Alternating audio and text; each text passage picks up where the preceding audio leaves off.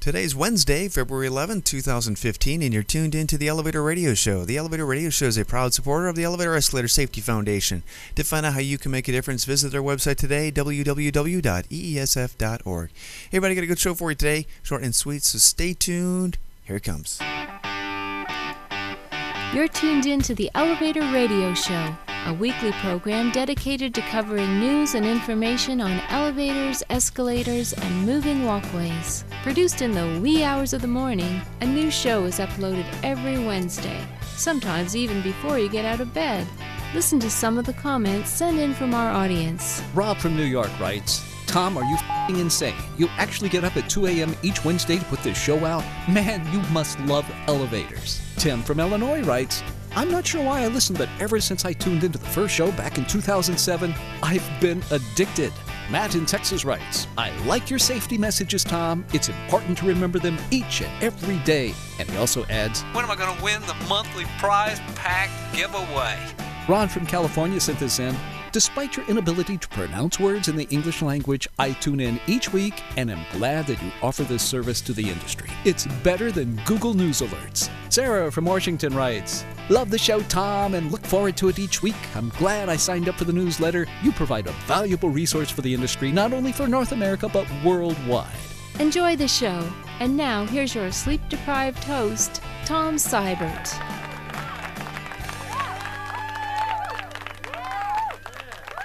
Thank you, everybody. It is good to be here. Yes, it is Wednesday morning yet again, and that means it is time for another edition of the Elevator Radio Show podcast. Good to be here.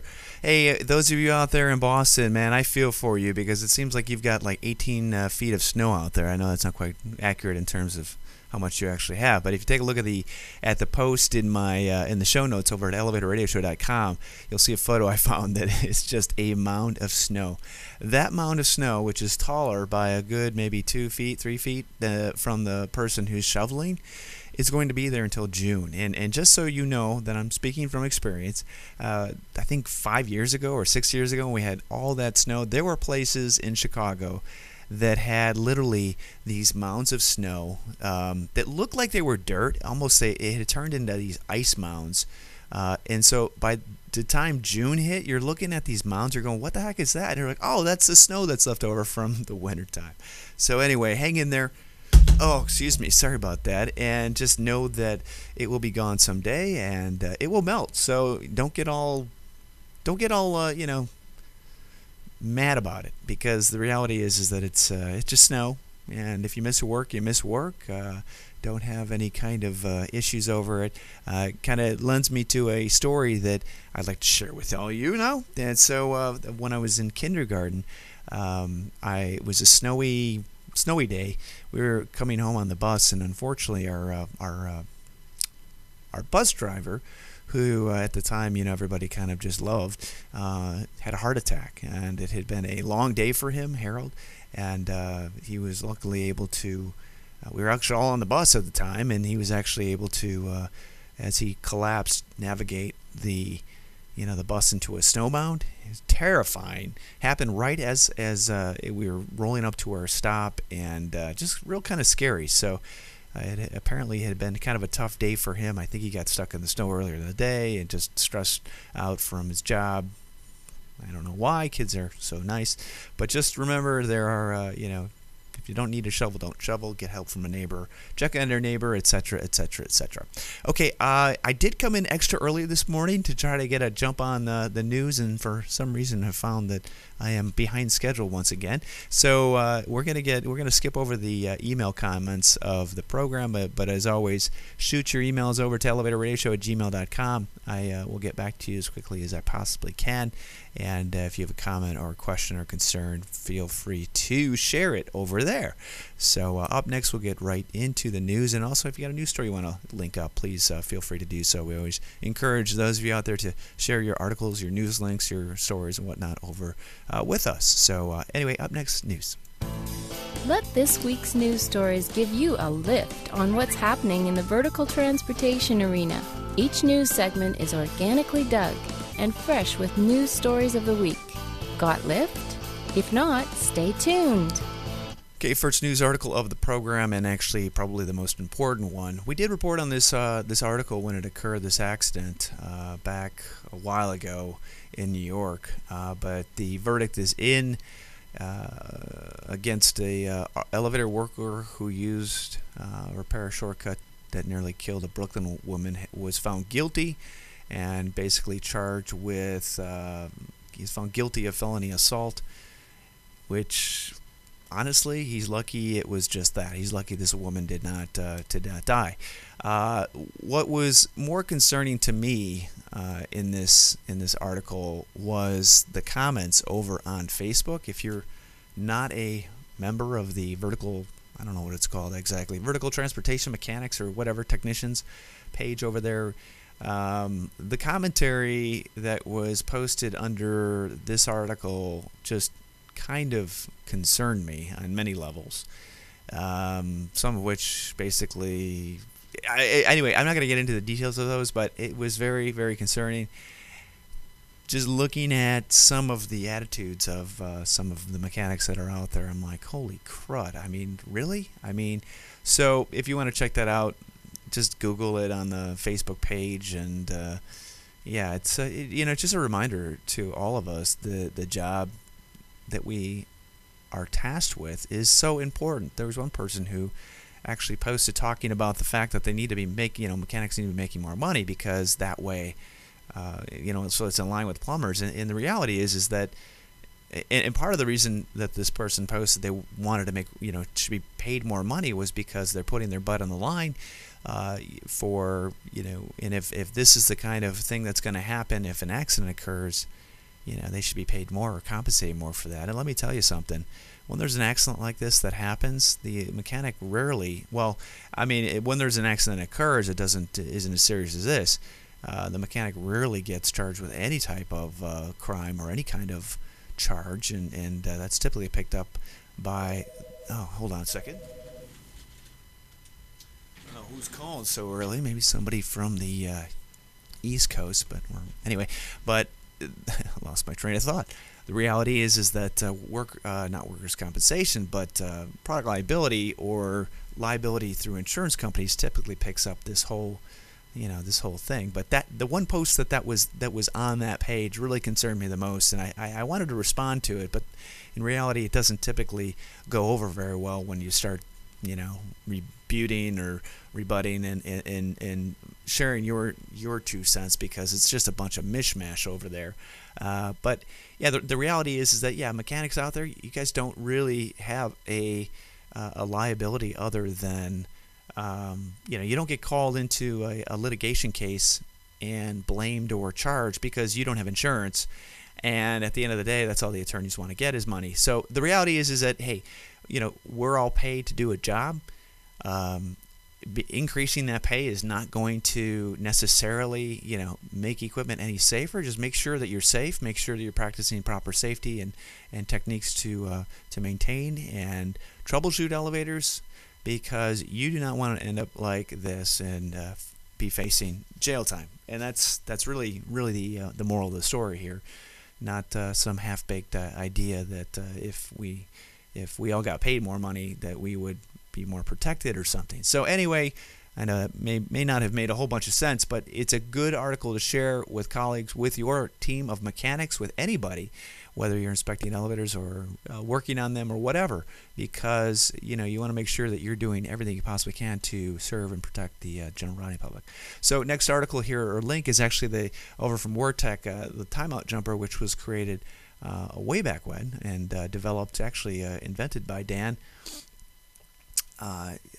Anyway, so it was, and then WorTech ran with it. But this is a product that may or may not have prevented that type of accident from occurring, and depending on the timing that was involved with this. But remember, jumpers are, you got to make sure, if you're using them or whatnot, that you're doing so responsibly. So WorTech also got some jumper kits that are serialized, so you can keep track of them, stuff like that. So again, I'm not a mechanic. I don't know really what goes on behind the scenes in repairing and troubleshooting elevators, but I encourage you to make sure that you've got some type of procedure in place to ensure that that doesn't really happen.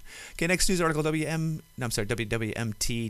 News has more information on the News Channel 3 continuing to investigate elevator inspectors, and this time they're basically kind of looking at the head honcho over there who was in charge of reviewing this inspector that was found guilty of basically not doing his job. And when you watch this video, it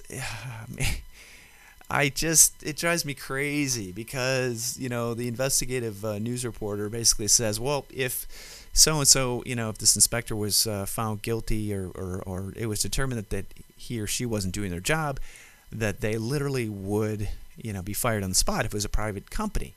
And this is a kind of bureaucracy that just kind of kills you, and you wonder how much, to what level this is going on everywhere, because basically, the head honcho here, whose name was, I think, Mr. Polk, basically said, well, there's a process that's in place. We had to, do an investigation, blah, blah, blah. And man, I'm pretty sure this guy probably got paid to while he was off of work. So, and it just goes to show you that if this is just, elevator inspections are a small part of any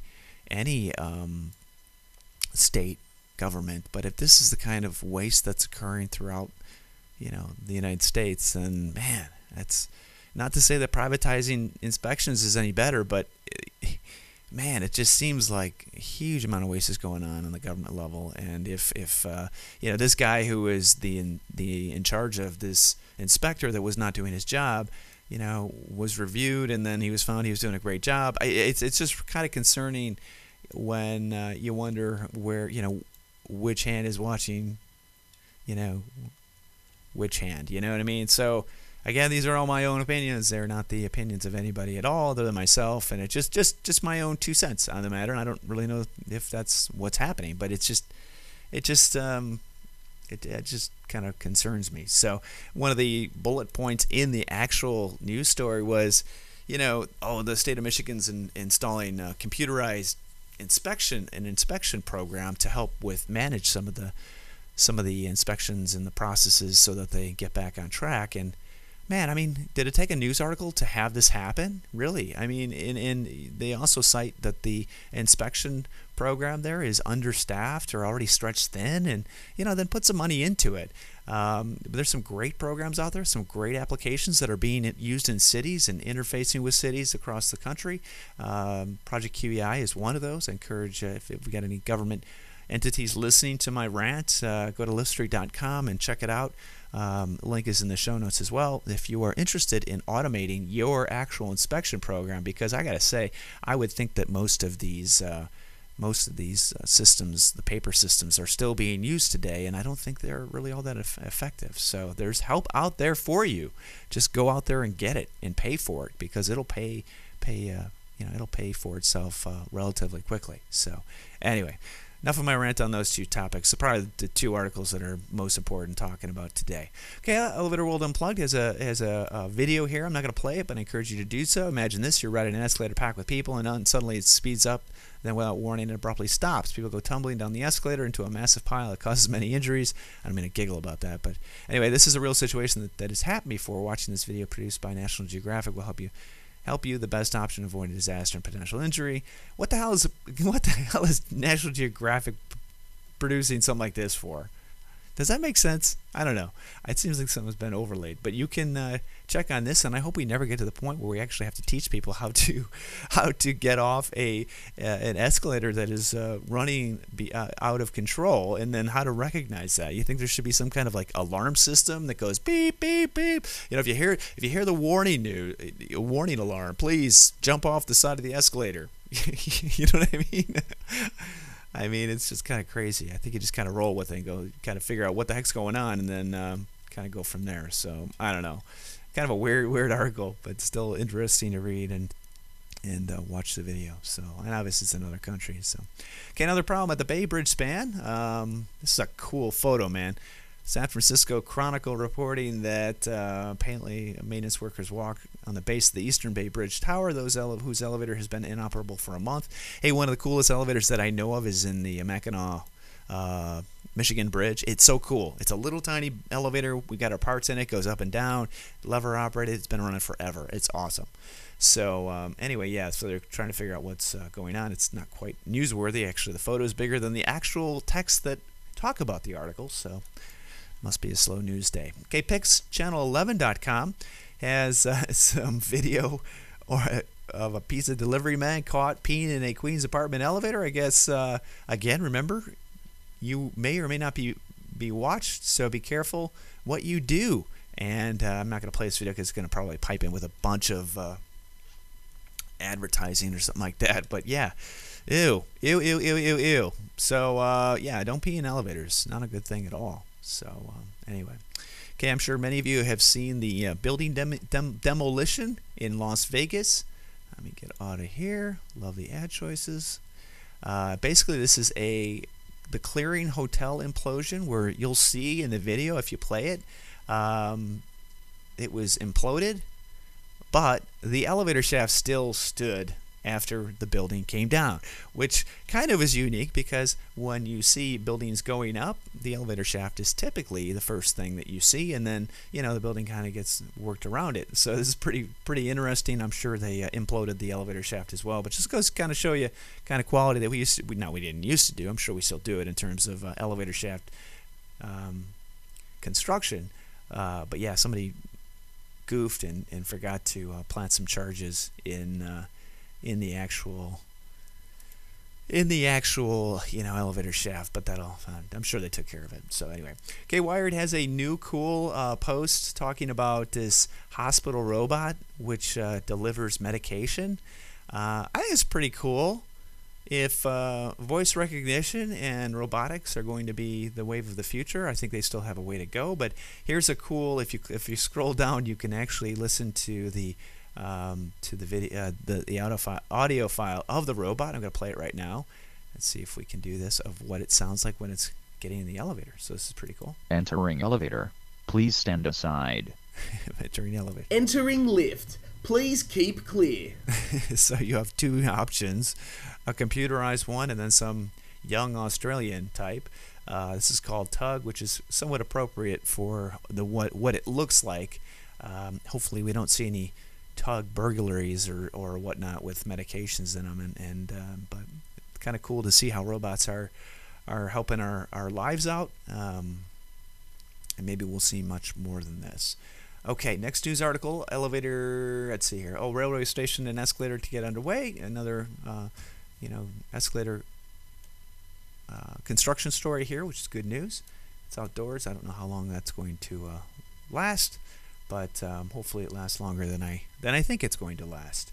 Elevator project gets underway. Apparently, BlueMountainEagle.com talking about the Grant County Courthouse project that is underway. It's been approved. It's been approved by the city there, Canyon City, and submit a bid of $487,000. So hopefully one of you listeners out there is getting some of that piece of the pie.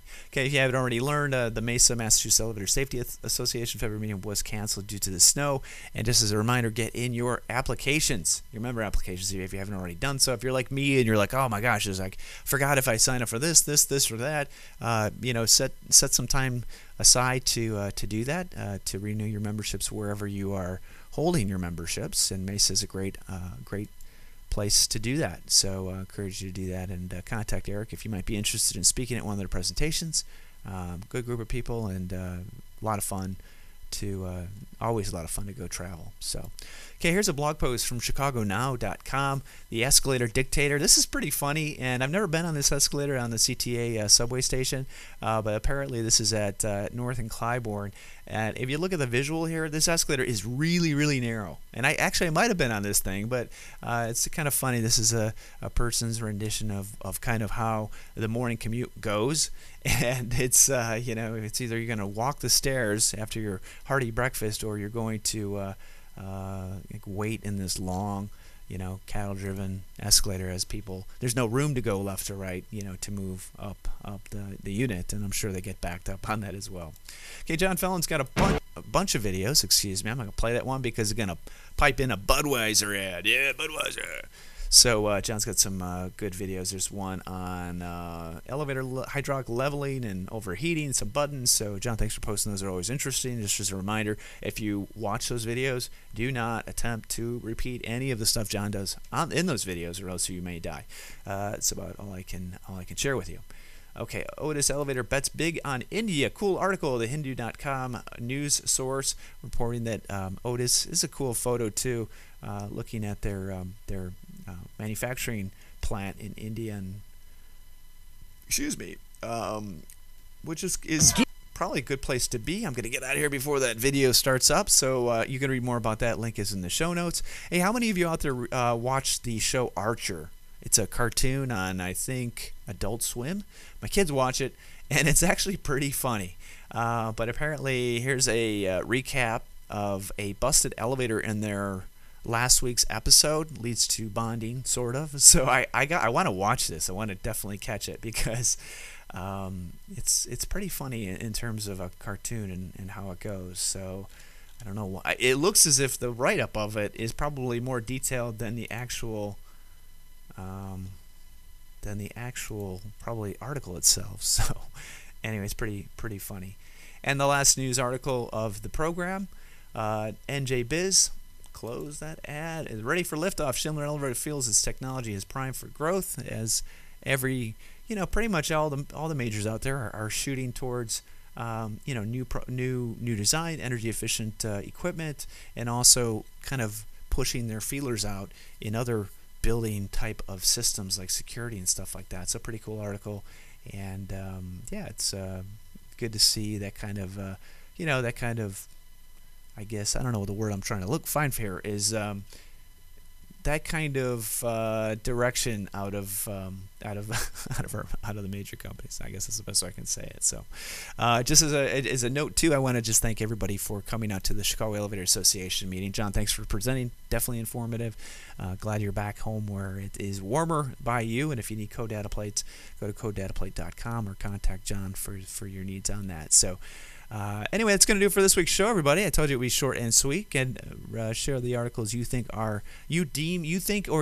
are interesting, and share them with your coworkers and your anybody you think would be interested in them. So, as always, thanks for joining us today. You have a great rest of the week. Be safe out there. Practice safety, and we'll talk to you next Wednesday. Bye bye.